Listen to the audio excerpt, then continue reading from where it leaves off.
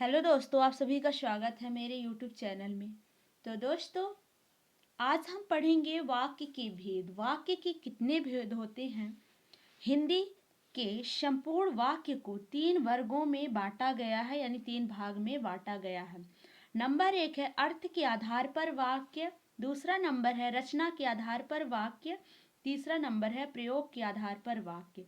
दोस्तों, नंबर 1 अर्थ के आधार पर वाक्य कितने प्रकार के होते हैं, आज हम इस वीडियो में चर्चा करने वाले हैं। अर्थ के आधार पर वाक्य के 8 प्रकार होते हैं दोस्तों, यानी 8 भेद होते हैं। नंबर 1 है विधानवाचक वाक्य।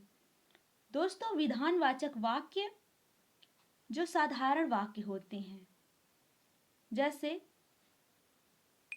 वह जा रहा है, राधा का भाई आने वाला है, मैं खाना खा रहा हूँ। दोस्तों, ये विधानवाचक वाक्य के अंतर्गत आते हैं। दोस्तों, हम आपको अभी ऐसे बता देते हैं, इसके बाद हम आपको डिटेल से बताएंगे।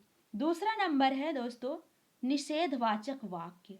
दोस्तों, निषेधवाचक वाक्य हम जैसे मैं नहीं पढ़ रहा हूँ, मैं नहीं जा रहा हूँ, मैं नहीं खा रहा हूँ, जहाँ पे दोस्तों नकारात्मक पहलू आए वहाँ पे, जैसे नहीं आए जहाँ पे जिस वाक्य में, तो वहाँ पे हमारा निषेधवाचक वाक्य होता है। तीसरा नंबर है प्रश्नवाचक वाक्य।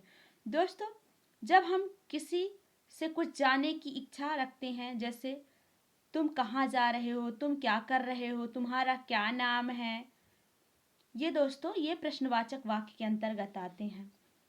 चौथा दोस्तों संदेहवाचक वाक्य।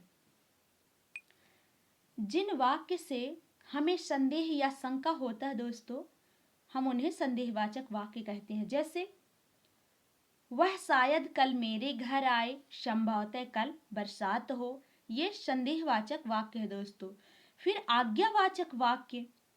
जिन वाक्यों से दोस्तों किसी को हम आज्ञा देते हैं या आदेश देते हैं, उसे आज्ञावाचक वाक्य कहते हैं। जैसे अब तुम जाओ, तुम चुप रहो, ये आज्ञावाचक वाक्य के अंतर्गत आते हैं।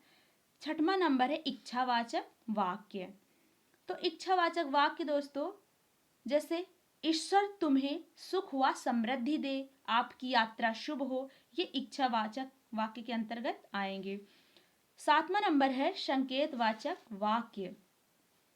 तो दोस्तों, जिन वाक्यों से एक क्रिया के दूसरी क्रिया पर निर्भर होने का बोध हो, उन्हें हम संकेतवाचक वाक्य कहते हैं। जैसे यदि वह आता तो मैं चला जाता। फिर 8वां नंबर है दोस्तों विस्मयवाचक वाक्य। दोस्तों, विस्मयवाचक वाक्य जैसे घृणा, आश्चर्य, प्रेम, हर्ष, शोक, ऐसे भाव प्रकट होते हैं दोस्तों, वहां पे विस्मयवाचक वाक्य होता है। जैसे अरे तुम आ गए, ओह बड़ा जुल्म हुआ, ओह बड़ा जुल्म हुआ। दोस्तों, ये विस्मयवाचक वाक्य के उदाहरण हैं। तो दोस्तों चलिए अब हम डिटेल से जानेंगे। नंबर 1 है दोस्तों विधानवाचक वाक्य। जिस वाक्य से किसी क्रिया के करने या होने का बोध होता है, उसे विधानवाचक वाक्य कहते हैं। जैसे सोहन ने खाना खाया, राधा का भाई आने वाला है, ये विधानवाचक वाक्य है दोस्तों। दूसरा नंबर है निषेधवाचक वाक्य। जिन वाक्यों में किसी कार्य के निषेध का बोध होता है वे निषेधवाचक वाक्य कहलाते हैं। जैसे मैं पढ़ नहीं रहा हूँ, वह चल नहीं सकता, ये निषेधवाचक वाक्य के उदाहरण है दोस्तों। तीसरा नंबर है प्रश्नवाचक वाक्य। जिन वाक्यों से मूल में कुछ जानने की इच्छा होती है, उत्तर की अपेक्षा रहती, ऐसे वाक्य को प्रश्नवाचक वाक्य कहते हैं।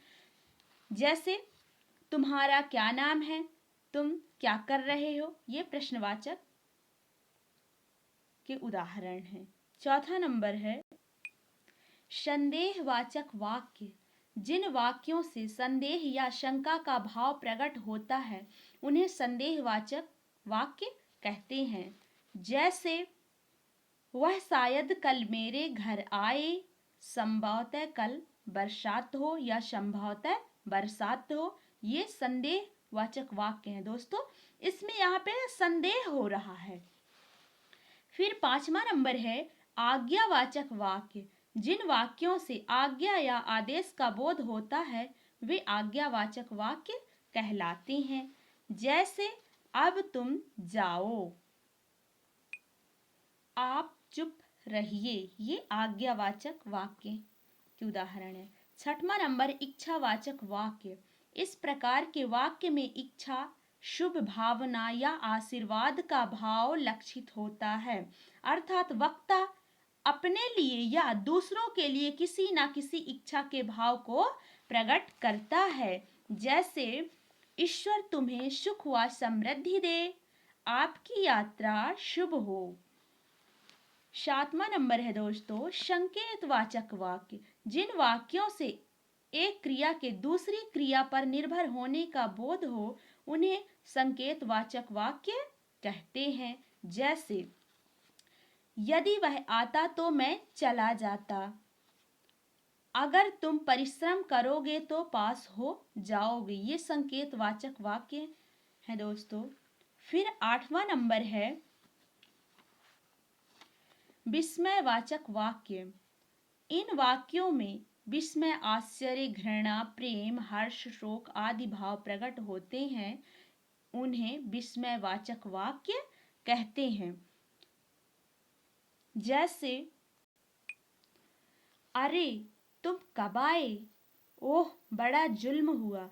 दोस्तों ये वीडियो आपको कैसा लगा आप हमें कमेंट के माध्यम से जरूर बताएं। धन्यवाद।